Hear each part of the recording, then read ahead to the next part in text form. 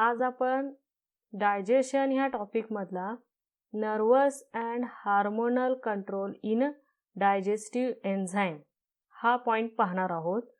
या पॉईंटमध्ये आपण डायजेशन होत असताना आपल्या बॉडीमध्ये काहीतरी कंट्रोल आहे त्याचा, म्हणजे पूर्ण आपल्या बॉडीमध्ये जेव्हा फूड मटेरियल येत असतं तर ते फूड मटेरियल आल्यानंतरनं आपण फूड मटेरियल किती खायचं किंवा किती पद्धती केवढ्या प्रमाणात ते डायजेस्ट करायचं, आपल्या बॉडीला कुणाची गरज आहे, कुठल्या इन्ग्रेडियंटची गरज आहे, कार्बोहायड्रेटची गरज आहे, प्रोटीनची आहे की फॅटची आहे, तर तशा पद्धतीनं जी गरज आपल्या बॉडीला असते तेवढंच फक्त अमाऊंटमध्ये जे तुम्ही फूड मटेरियल खाता त्याच्यातून ते ॲब्सॉर्ब केलं जातं. ठीक आहे.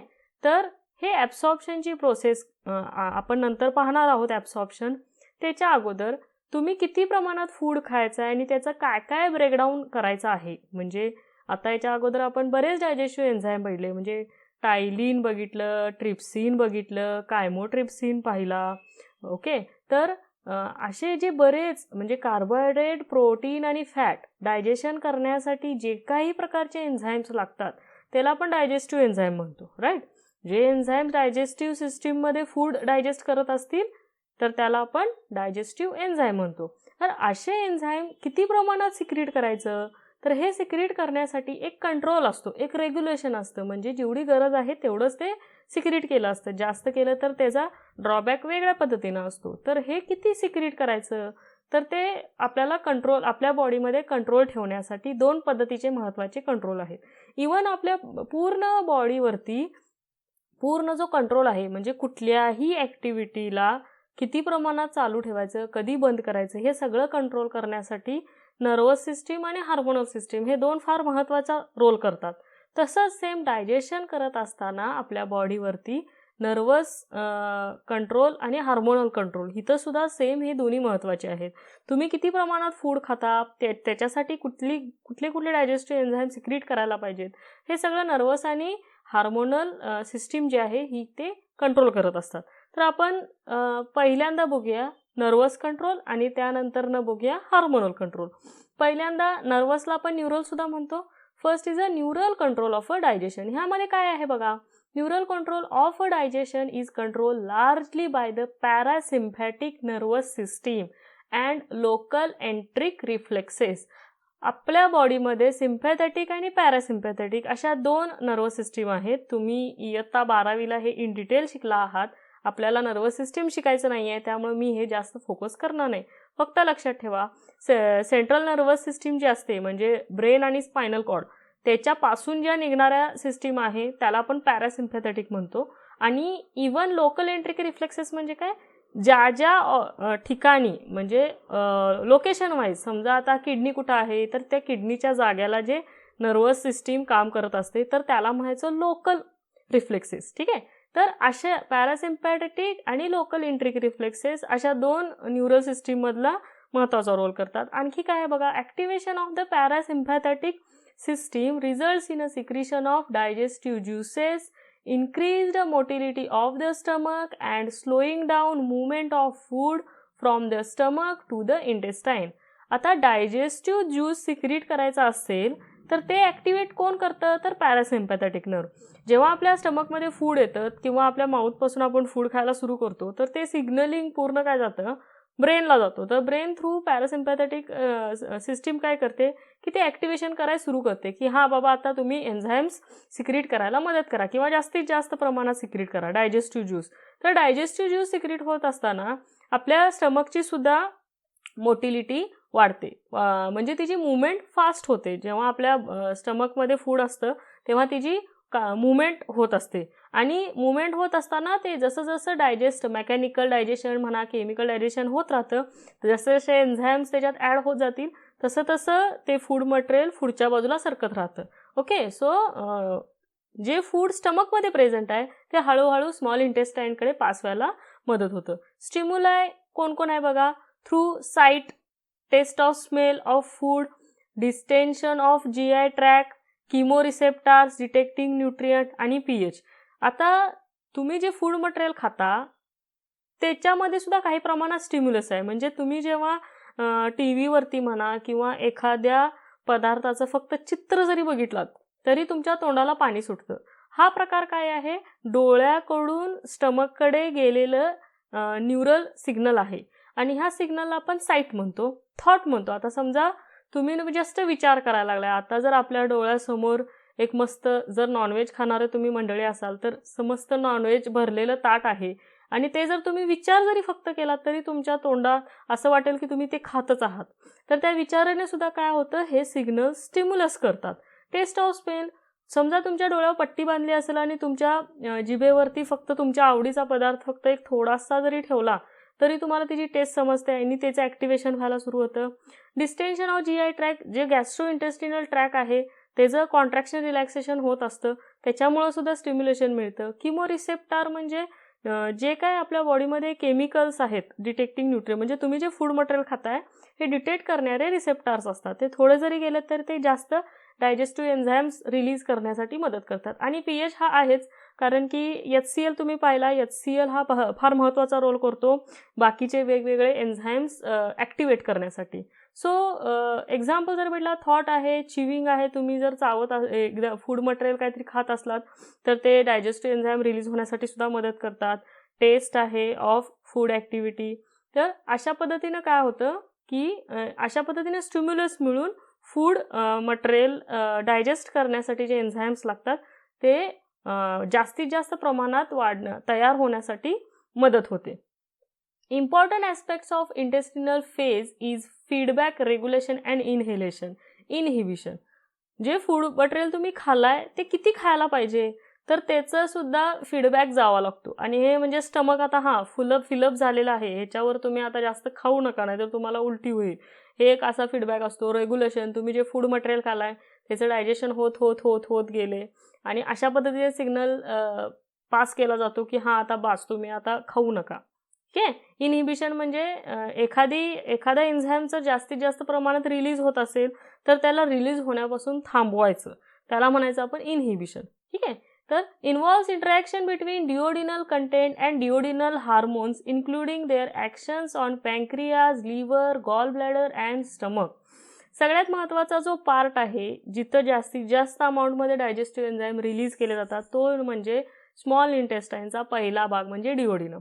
या डिओडिनम रिजनमध्ये डिओडिनल हार्मोन आणि डिओडिनल ज्युसेस, म्हणजे जिथं इंटेस्टिनल आणि पँक्रियाटिक आणि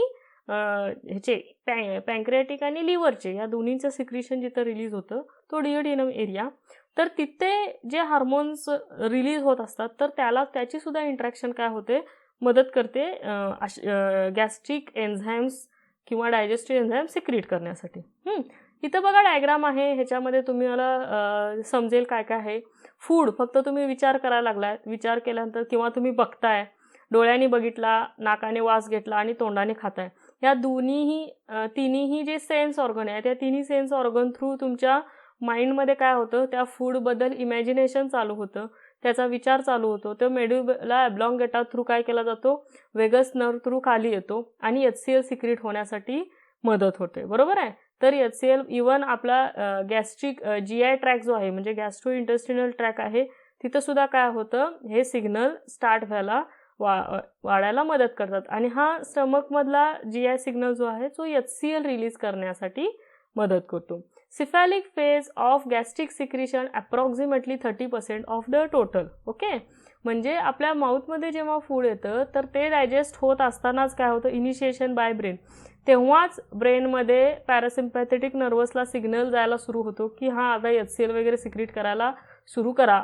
ठीक आहे. त्यानंतर नेक्स्ट रिॲक्शन आहे बघा, गॅस्ट्रिक फेज. सिफॅलिक फेज म्हणजे माउथमधली फेज, गॅस्ट्रिक फेज म्हणजे स्टमकमधली फेज. इथं फक्त जे रेग्युलेशन तुम्हाला दिसेल ते स्टमकशी रिलेटेड दिसेल. In the gastric phase of a gastric secretion approximately 60% of the total. Gastric महत्त्वाचं काय आहे, कारण की इथं बाकीचे जे केमिकल्स आहेत ते जरा जास्त प्रमाणात रिलीज होतात.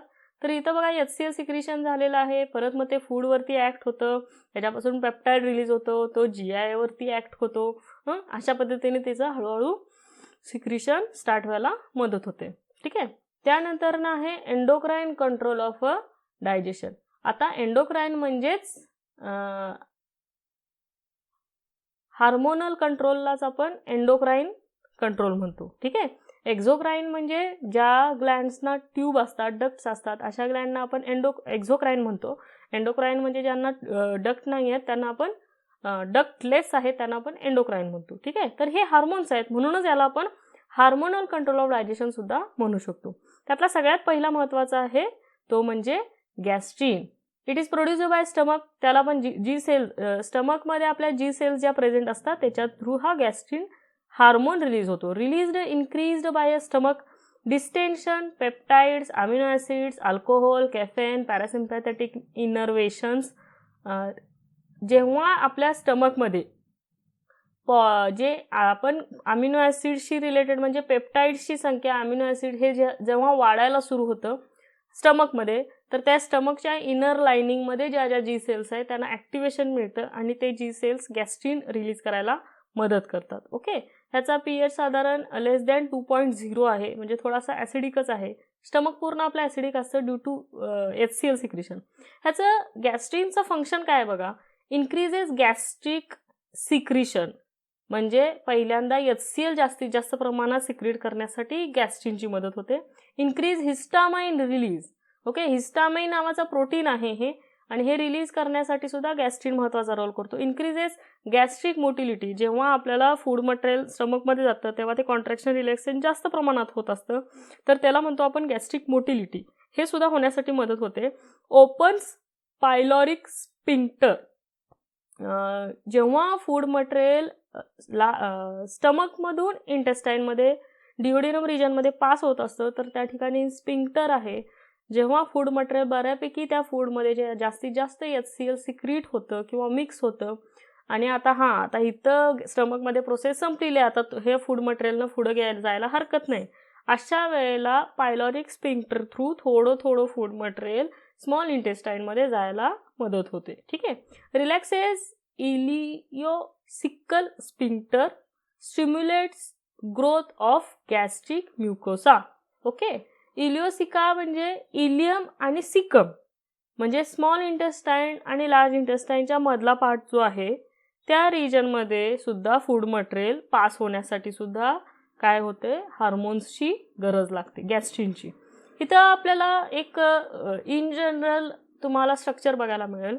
काय काय आहे बघा. इथं लिव्हर आहे, बाईल आहे, बाईल सिक्रिशनची इथं तुम्हाला सिग्नल दिसेल. हा गॉल ब्लॅडर आहे. गॉल ब्लॅडर कुठं रिलीज झाला तर डिओडिनम रिजनमध्ये, स्मॉल इंटेस्टाईनचा फर्स्ट पार्ट. ठीक आहे. त्यानंतरनं तुम्हाला इथे CCK दिसेल, आपण हा पुढं बघणार आहोत.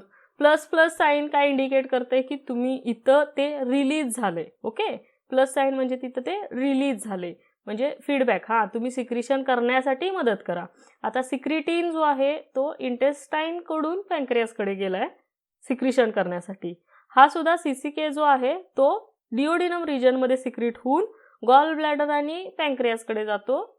काय करा, तुमचं सिक्रिशन स्टार्ट करण्यासाठी, कंट्रोल करण्यासाठी किंवा त्याला प्रोत्साहन देण्यासाठी. इवन सिक्रिटीन आहे बघा, फीडबॅक मेकॅनिझम दिसेल तुम्हाला सिक्रिटीनमध्ये. ठीक आहे. इथं आहे बघा सिक्रिटीन अँड CCK. डिओडिनम रिजनमधून जेव्हा स्टमककडे CCK रिलीज होतो तेव्हा तो काय करतो, इनहिबिशन करतो. इनहिबिशन म्हणजे त्या CCK थ्रू जे स्टमकमध्ये गॅस्ट्रीन रिलीज होणार आहे ते गॅस्ट्रीन रिलीज होत नाही, म्हणूनच त्याला इनहिबिशन. मायनस म्हणजे इनहिबिशन असतं. ते रिॲक्शन म्हणजे ज्या व्हायला लागल्यात, गॅस्ट्रीन काय करतो, स्टमकचे एन्झाईम्स रिलीज करण्यासाठी मदत करतो. CCK जो आहे तो CCK म्हणा किंवा सिक्रिटीन म्हणा, हा डिओडिनम रिजनमध्ये प्रेझेंट असतो आणि तिथून पॅन्क्रियाजला आणि गॉल ब्लॅडरला तो काय करतो, स्टिम्युलेट करतो की आता तुमचं सिक्रिशन करायला स्टार्ट करा. पण एक प्रॉपर प्रमाणात एकदा त्याची अमाऊंट झाली तयार, तर अशा वेळेला सिक्रिटीन आणि CCK हे दोन्ही काय करतात, स्टमकवरती ॲक्ट होतात, जे डिओडिनम रिजनमध्ये रिलीज होतात, आणि ते काय सांगतात की आता तुम्ही स्टमकमध्ये जास्त आता वर्क नाही आहे, आता फूड मटेरियल पुढं पास झालेलं आहे, आता त्याचं डायजेशन प्रोसेस सुरू व्हायला हरकत नाही. आता ही झाली इन जनरल डायग्राम. त्याच्यानंतर पुढं आपण बघणार आहोत हिस्टामाइन. हिस्टामाइन काय करतो बघा, produced by enterochromaffin like cells ECL cells of stomach. स्टमकमध्ये भरपूर वेगळ्या प्रकारच्या सेल्स आहेत, त्यातल्या काही सेल्स आहेत ठराविक अमाऊंटच्या त्या एंडोक्राईन सिक्रिशन सुद्धा करतात. Release is stimulated by gastrin. Gastrin हा पहिल्यांदा रिलीज होतो आणि गॅस्ट्रिन रिलीज झाल्यानंतर हिस्टॅमाइन रिलीज होण्यासाठी किंवा ह्या सेल्सना प्रमोट करण्यासाठी हिस्टॅमाइन गॅस्ट्रिन रोल करतो. ह्याची ॲक्शन काय आहे बा, increase HCl secretion from parietal cells.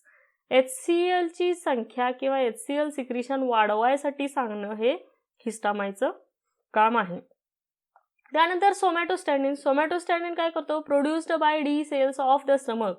स्टमकमध्ये आणखीन डी सेल्स नावाचा प्रकार असतो जो काय करतो, सोमॅटोस्टॅनिन नावाचा हार्मोन रिलीज करतो. हा काय करतो बघा, secretion is stimulated by activation of a sympathetic nervous system and by acidic pH and is inhibited by activation of parasympathetic nervous system continuously released overridden by a gastric and nerves.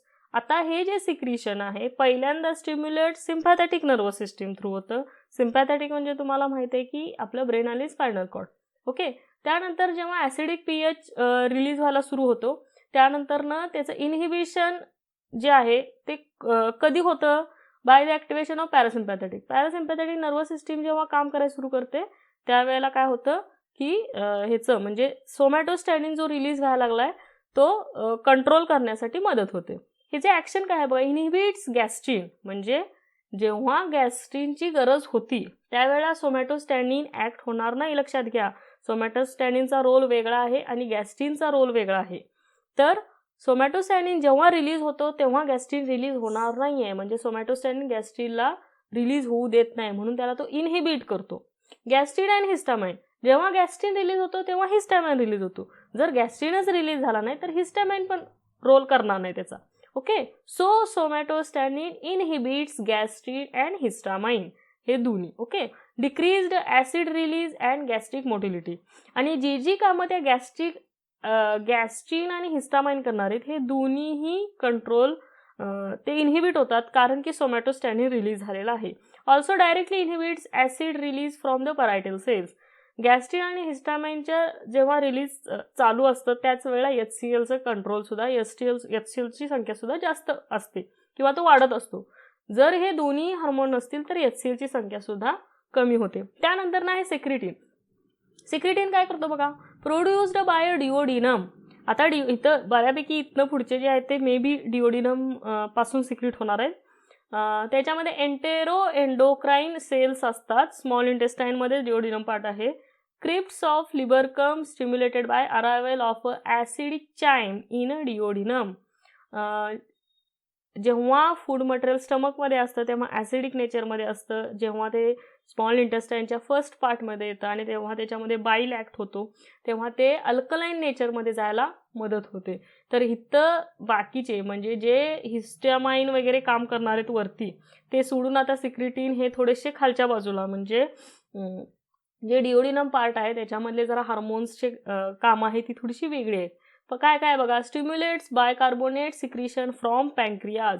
पँक्रियाट म्हणणं bicarbonate secrete करण्यासाठी मदत करतो. Inhibits gastric secretion. म्हटलं नाही, opposite आहे कारण की stomach जेव्हा काम करायचं थांबतं तेव्हा डिओडिनम रिजनमध्ये काम सुरू होते. Inhibits gastric secretion. HCl decrease करतो. गॅस्ट्रिक मोटिलिटी डिक्रीज करतो. इन्क्रीज हेपॅटिक बाईल प्रोडक्शन.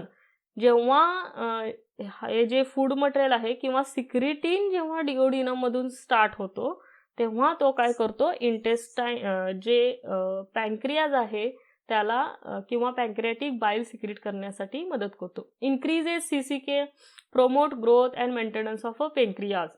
जोपर्यंत तो डिओडिनम रिजनमध्ये सिक्रिटिन रिलीज होत असतो तोपर्यंत गॉल ब्लॅडरचं सिक्रिशन आणि पँक्रियाजचं सिक्रिशन हे दोन्हीही सिक्रिशन त्या डिओडिनम रिजनमध्ये सुरू असतात. त्यानंतर नाही कोलिसायटोकायनिन, याला शॉर्टमध्ये आपण CCK म्हणतो. आता हे काय करतो बघा, produced by endocrine cells of duodenum.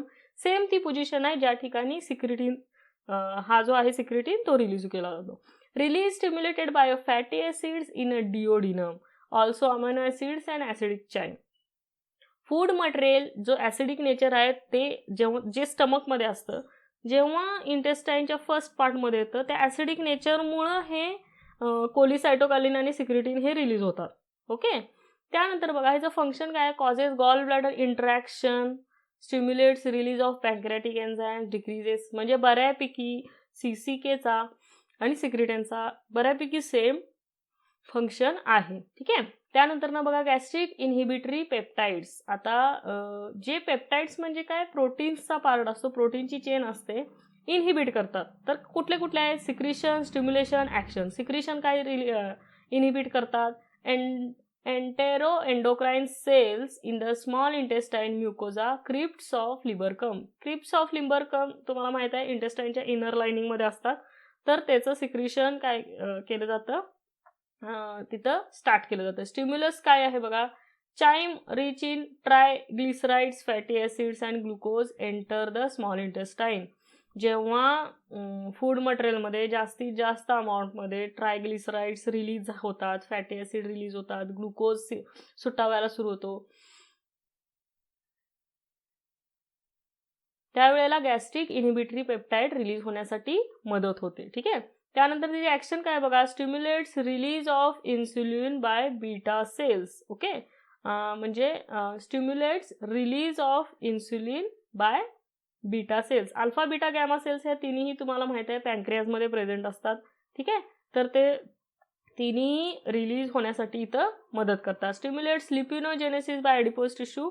ॲडिपोज टिश्यूमध्ये लायपोजेनेसिस म्हणजे फॉर्मेशन ऑफ लिपिड. ॲडिपोजमध्ये लिपिडची संख्या वाढायला मदत होते.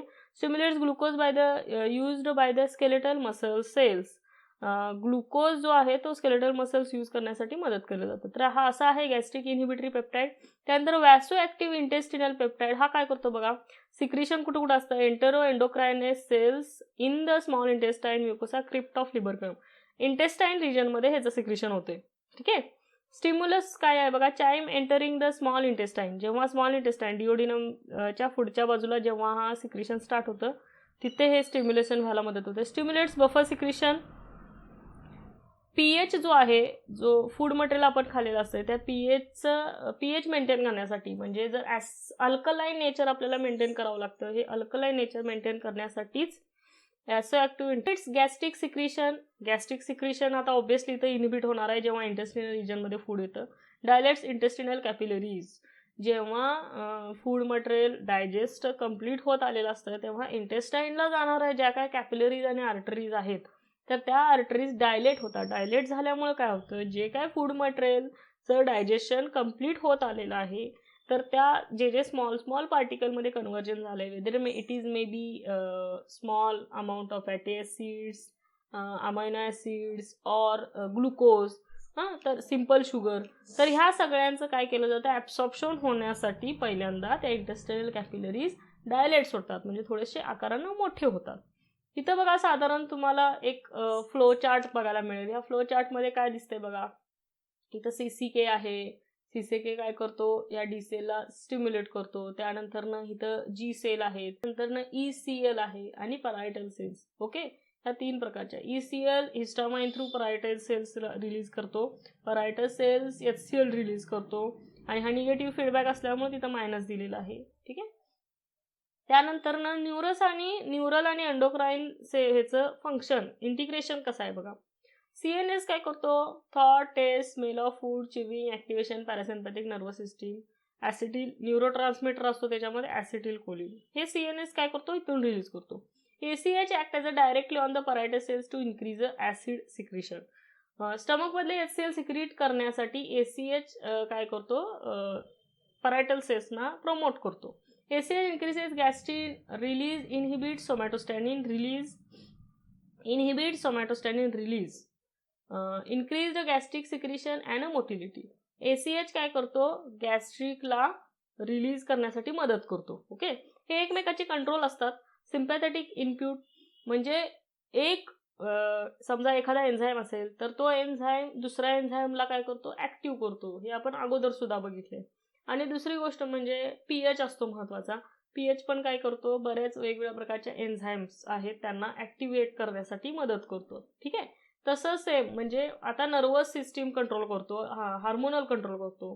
बऱ्याच वेळा आपण जे फूड मटेरियल बघत असतो त्याच्या थ्रू आपल्याला काय होतं, त्याची म्हणजे आपण ते खाण्यासाठी आपण त्याला प्रमोट करतो. आणखीन काय बघा, mechanoreceptors in the wall of the GI tract detect movement of a food into an organ. आपल्या पूर्ण डायजेस्टिव्ह सिस्टीममध्ये जिथं काय फूड आहे ते मेकॅनोरिसेप्टर्स वॉल काय करतात, डिटेक्ट करतात. In the stomach, distension causes activation of a parasympathetic system, increasing gastrin secretion and acid release and decreasing somatostatin secretion. तर प्रत्येक सिक्रिशनला एक कंट्रोल आहे, बरोबर आहे. म्हणजे एक सिक्रेट करतो तर एक दुसरा काय करतो, त्याला एक इन्क्रीज करायला मदत करतो तर एक डिक्रीज करायला मदत करतो, बरोबर आहे. तर chemoreceptors detect the nutrient and pH. Food material जे आहे आपल्या पूर्ण बॉडीमध्ये किंवा डायजेस्टिव्ह सिस्टीममध्ये, तर प्रत्येक ठिकाणी त्याचा पीएच एक मेंटेन केलेला आहे. म्हणजे स्टमक असेल तर तिथं पीएच हा HCl म्हणजे ॲसिडिकच पाहिजे.